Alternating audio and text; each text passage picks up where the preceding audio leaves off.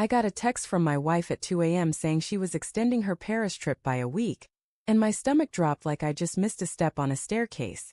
It wasn't just the late hour or the casual way she dropped it, like she was mentioning a quick grocery run. It was the fact that she didn't call, didn't explain, just sent a breezy message with a heart emoji that felt more like a slap. I sat there in our quiet apartment, staring at her text, the blue light of my phone burning my eyes, wondering how everything I thought I knew about us could feel so shaky in a single moment.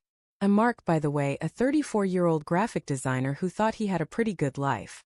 Married to Claire for 6 years, together for 10, we were the couple everyone envied. High school sweethearts who made it through college, job struggles, and late-night talks about our dreams. We weren't perfect, nobody is, but we had a rhythm. Lazy Sunday mornings with coffee and her terrible attempts at pancakes, binge-watching shows we'd argue over, stealing kisses in the kitchen while the dishwasher hummed. Our apartment in Chicago was small but ours, filled with photos of us hiking in Colorado, laughing at her cousin's wedding, building a life. Claire was a travel writer, always chasing the next story, but she'd always come back to me, her anchor. Or so I thought. Her Paris trip was supposed to be a quick 4-day gig for a magazine, covering some art exhibit. She'd been excited, packing her favorite scarf and joking about eating too many croissants. I'd driven her to the airport, kissed her goodbye, and told her to send me pictures of the Eiffel Tower at night. Only if you promise not to be jealous, she teased, her hazel eyes sparkling. That was 5 days ago. Now her text about staying longer hit me like a warning I couldn't quite read. At first I tried to brush it off.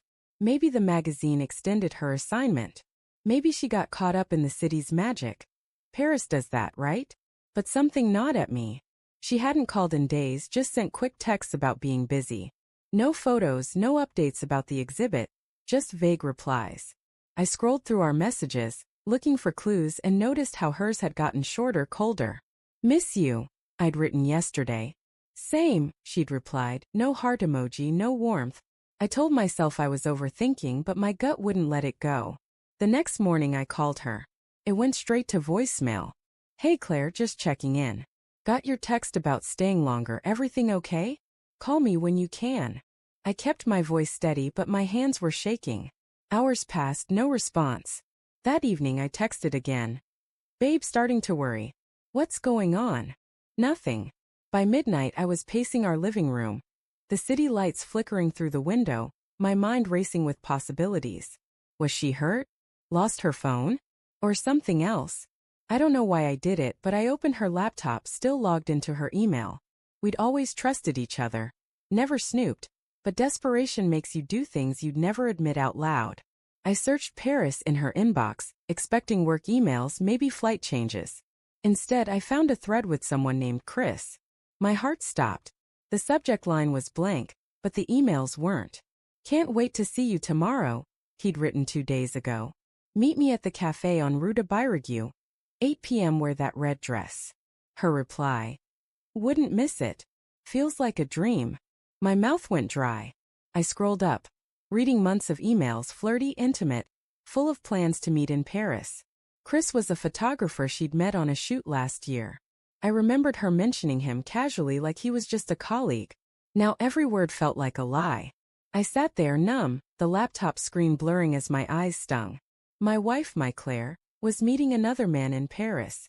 The red dress, she'd packed it, said it was for a fancy dinner with the magazine team.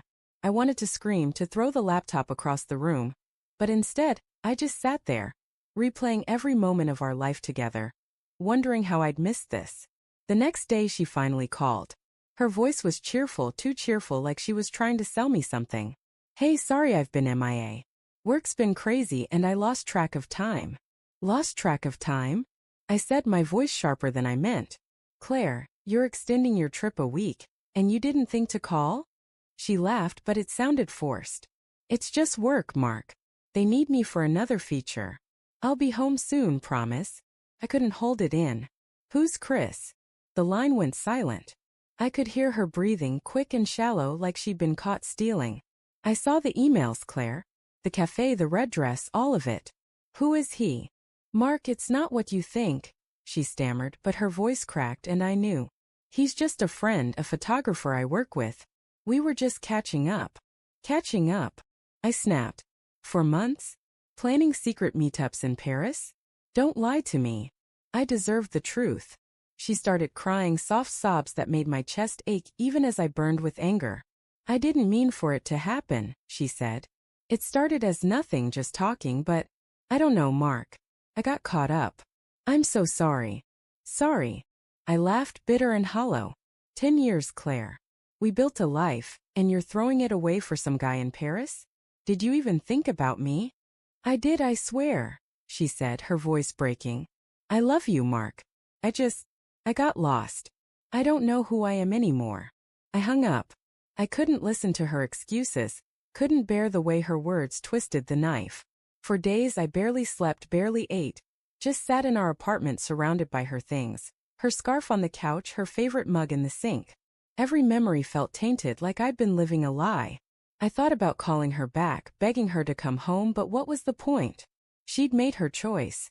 A week later she came back. I was at the kitchen table when she walked in, her suitcase dragging behind her. She looked tired, her eyes red, but I didn't care. I'm so sorry, Mark, she said, her voice small. I ended it with Chris. I want to fix this. I looked at her, the woman I'd loved since I was 16, and felt nothing but a hollow ache. I don't know if we can, I said. You broke us, Claire. You broke me. She cried, begged, promised to change, but her words felt like echoes of a life that didn't exist anymore. I moved out the next week, crashing on a friend's couch, trying to figure out who I was without her. The heartbreak was raw, like a wound that wouldn't close, but there was something else too. A quiet strength growing inside me. I wasn't ready to forgive, not yet, maybe not ever. But I knew I'd survive this, even if it meant rebuilding my life from scratch. Sometimes, love isn't enough to hold two people together when one of them chooses to walk away. And as I sit here now, staring at the city lights alone, I realize the hardest part isn't losing her. It's learning to trust myself again.